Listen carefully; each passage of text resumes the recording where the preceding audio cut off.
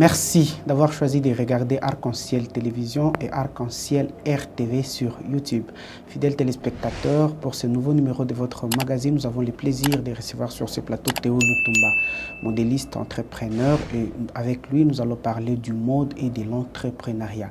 Comment réussir? Merci de répondre à notre invitation. Bonjour, monsieur Théo Lutumba. Bonjour Marcus, bonjour également à ces milliers de téléspectateurs qui nous regardent de partout, que ce soit sur votre chaîne YouTube et bien d'autres. Merci beaucoup de cette invitation à vous. Merci. Alors, vous êtes entrepreneur, vous êtes modéliste et vous êtes consultant. Des fois, vous êtes aussi coach en entrepreneuriat. Alors, Théo Lutumba, aujourd'hui, nous avons constaté que le modélisme, ou soit la mode, prend petit à petit de l'ampleur et de la place dans l'entrepreneuriat beaucoup plus congolais.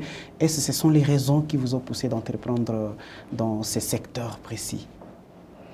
Bon, pas forcément. Je ne suis pas venu par le fait de la mode, s'il faut le dire ainsi. Pourquoi? Parce que moi, déjà, c'est depuis l'enfance que je suis dans le monde de la mode.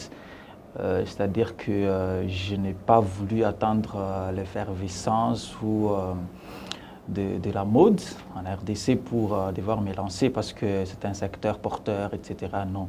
J'ai commencé avec ça depuis l'enfance et l'envie a grandi en moi et c'est du coup à l'âge de raison où j'ai compris qu'il fallait bien faire les choses et que j'ai appris les notions de l'entrepreneuriat.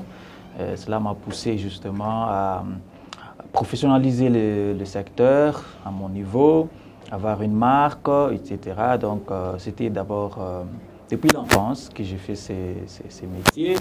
Ce n'est pas parce que, voilà, on sent que c'est à la mode en RDC que moi aussi je me suis lancé. Non. Mais j'ai commencé d'abord avec la mode de manière vulgaire, comme tout le monde le fait. Mon père me l'a appris. Mais à un certain âge, quand c'était justement en G1, quand je faisais la communication, c'est-à-dire le SIC, du coup, j'avais beaucoup plus cette envie-là de suivre la radio. Pour moi, je suis déjà habitué comme ça. Ainsi, la radio au Capi, pour ne pas citer, c'est-à-dire que on circulait, enfin, on véhiculait beaucoup plus des émissions à caractère entrepreneurial, où on appelait les coachs, etc. Bon, j'étais un peu accro à ça. Okay. Du coup, quand je suivais les émissions sur l'employabilité des jeunes, tout ce qu'il y a comme difficultés et bien d'autres, bon, ça me donnait l'envie de suivre les formations et de comprendre que déjà, je peux choisir sur deux chemins, c'est-à-dire que j'ai le choix entre être employé au sein d'une entreprise et travailler sur mes compétences, soit être consultant, c'est-à-dire coach, et travailler sur mon indépendance, en fait, mon entreprise personnelle. Et du coup, j'ai compris, comme j'avais déjà des compétences à la base, pourquoi penser sur une entreprise X alors qu'à la base, j'ai déjà les compétences en mode. C'est ainsi que j'ai lié les deux, l'entrepreneuriat, ainsi que la mode. Et du coup, aujourd'hui, j'ai même mis en place un concept. J'espère que je ne suis pas long en répondant à votre question. J'ai même mis en place un concept que j'appelle stylipreneuriat. Okay. Le stylipreneuriat, c'est-à-dire ça renvoie à l'entrepreneuriat qui s'est fait dans la mode, à l'entrepreneuriat dans le stylisme. Okay. Donc, tout ça, c'est avec l'entrepreneuriat, c'est avec la communication, les études et la technicité que j'avais déjà avant. Je concilie les trois. C'est-à-dire que je suis à cheval entre la mode, l'entrepreneuriat et la communication. Alors, licencié en communication, modéliste, coach, entrepreneur, dans le modélisme, soit dans la mode, l'industrie regorge, je dirais, une diversité de chemins. Nous avons d'une part la couture, d'autre part la mode proprement dite. Et vous, vous êtes inspiré par qui dans la mode? Bon, dans la mode, d'abord au départ, c'est mon père qui m'a inspiré à la base. Puisque c'est lui qui vous apprend d'ailleurs dès la... Exactement, c'est lui qui m'encadre dès le bas âge. Et quand j'avance, du coup, voilà, avec l'Internet, etc., les recherches, des réseaux dans lesquels nous étions de modélistes et autres, bon, j'ai compris que eux, à leur façon de faire. C'était un peu plus professionnel que ce que mon père faisait avant, parce que lui n'était pas trop événement, n'était pas trop mode, enfin marque, etc.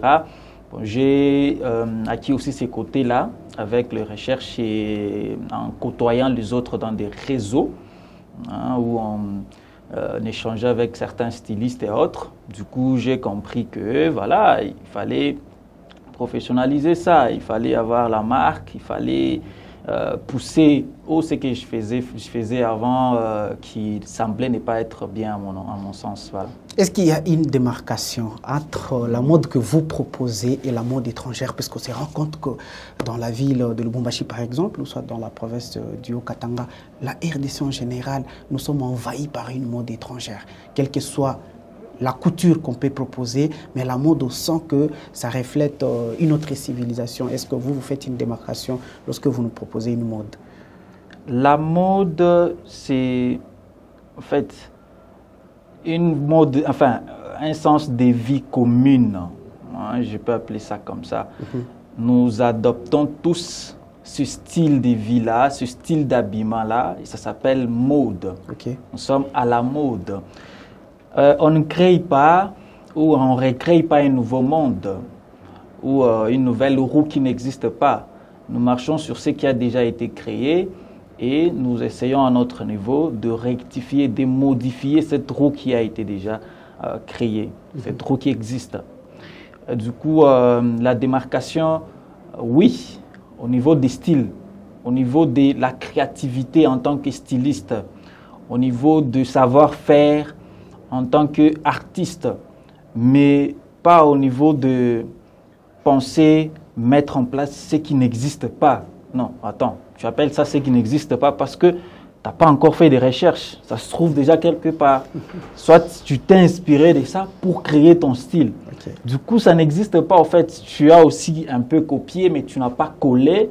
Tu as copié, tu as un peu modifié pour ensuite reproduire.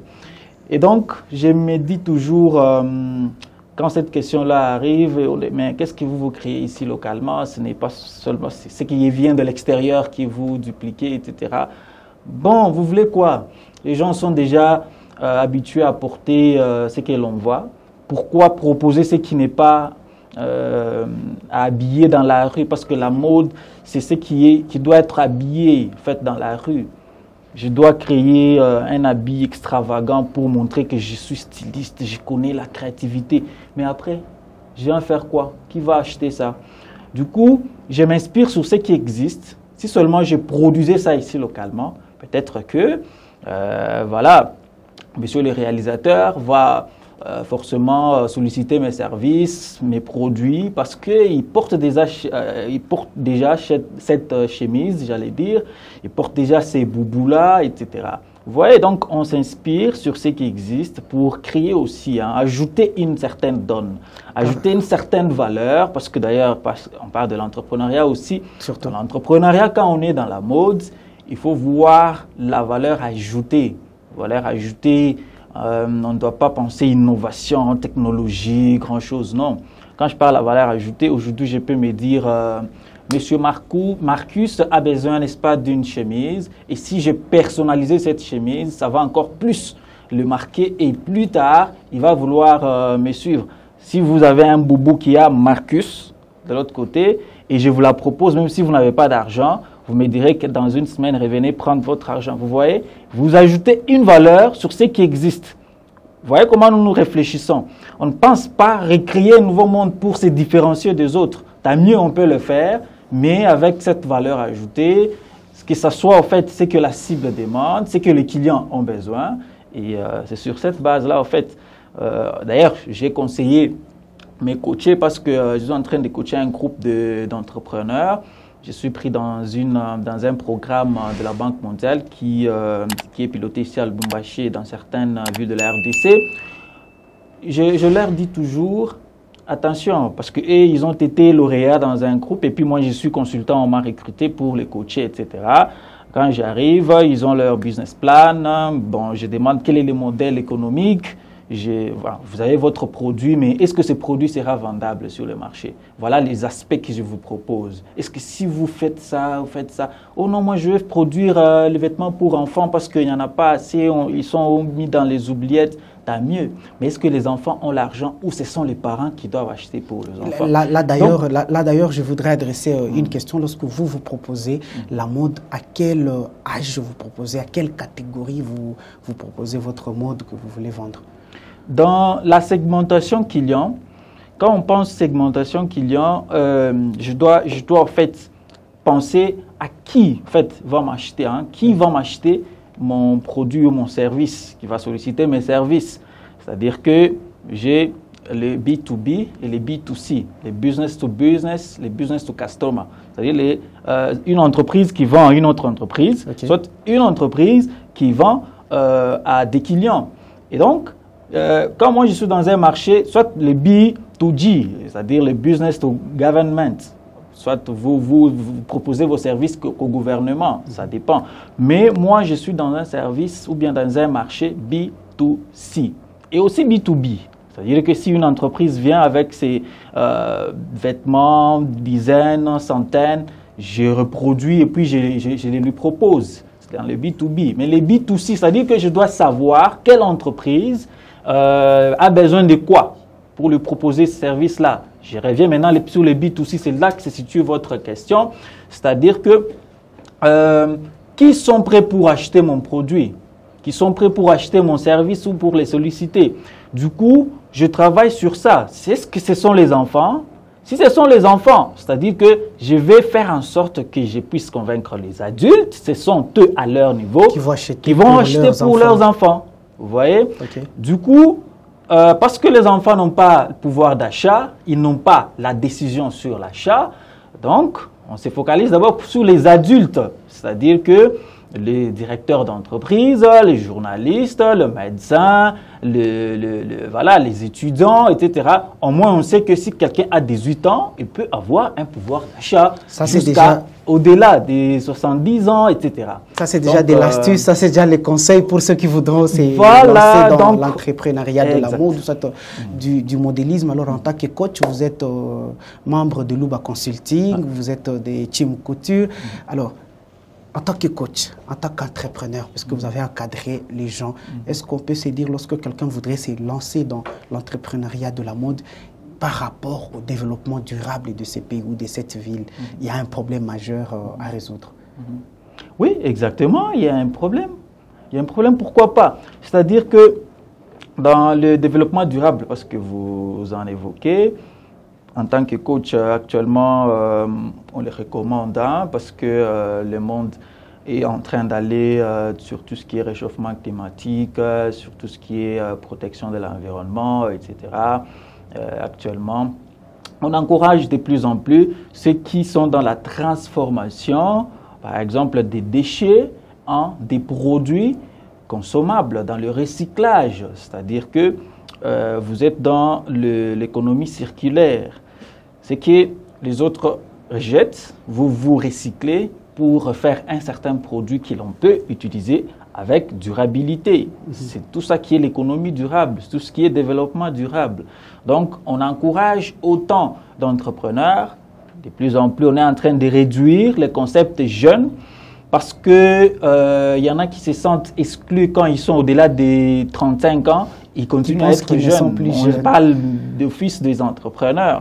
Du coup, on les encourage tous à pouvoir penser des solutions innovantes, des solutions en fait à caractère développement durable.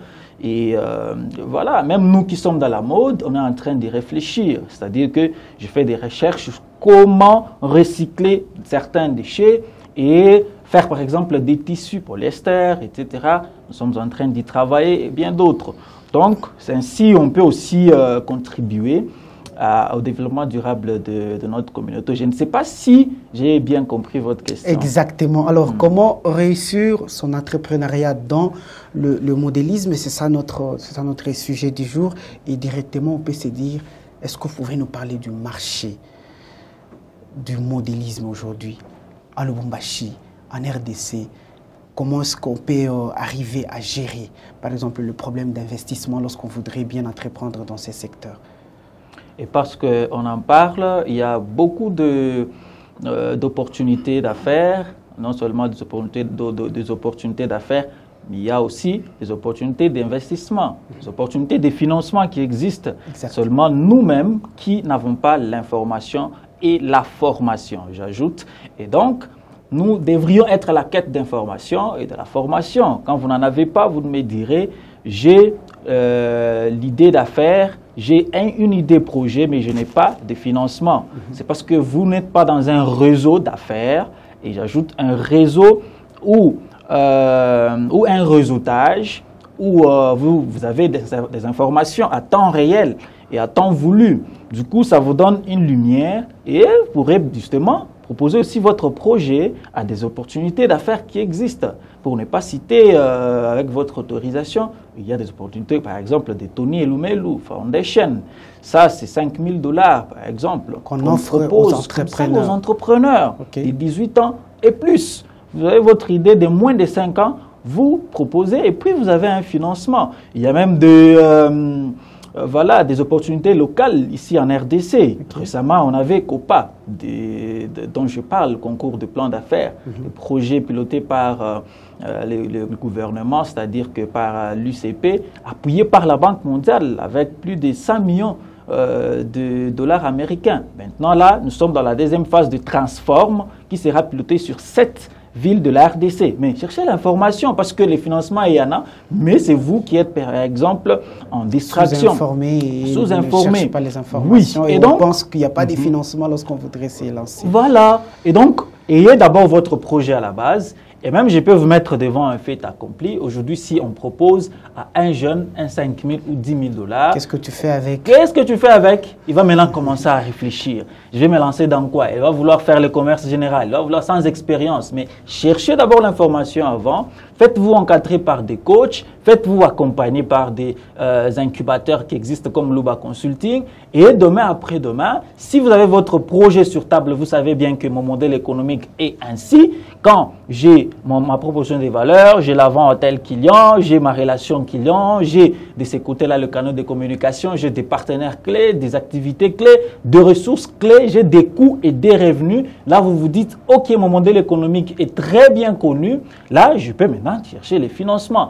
À défaut, vous cherchez les financements, vous en avez, mais vous ne savez pas dans quoi vous lancer, que ce soit dans la mode ou dans d'autres secteurs. J'ai un peu englobé le tout. Okay. Du coup, c'est une opportunité pour moi que vous me donnez de conseiller à ces entrepreneurs, à ces entrepreneurs potentiels, je vais ajouter, et voilà, à ceux qui veulent se lancer, à pouvoir se faire accompagner, se faire former, même si c'est payant des fois, participer.